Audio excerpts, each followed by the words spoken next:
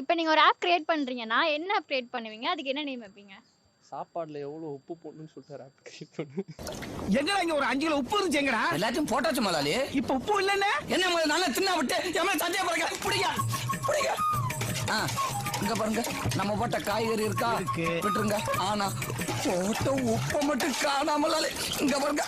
எல்லாத்துலயும் அளவு இந்த இது போடணும்ன்றாங்க. உப்பு மட்டும் தேவையான அளவுன்றாங்க. அந்த எவ்வளவு தேவையான அளவுன்னு கண்டுபிடிக்கிறதுக்கு ஒரு ஆப்பா? அதுக்கு நீ சொல்றேன். மசாலா உப்பு போட்டு சாப்பிடுன்னு அந்த ஆப்புக்கு பேர் வைக்கலாம். உப்பு போட்டு சாப்பிடா. சரி சரி. அப்ப நீங்க சொல்லுங்க. நீங்க என்ன ஆப் கிரியேட் பண்ணுவீங்க? அதேதான் அவனோட சேர்ந்து பார்ட்னர் ஆயிடும். இல்ல தனித்தனியா ஒரு ஆப் கண்டுபிடிங்க. சரி பார்ட்னர்ஷிப்பா? பார்ட்னரா கூடி சீக்கிரம் வரும் அந்த ஆப்.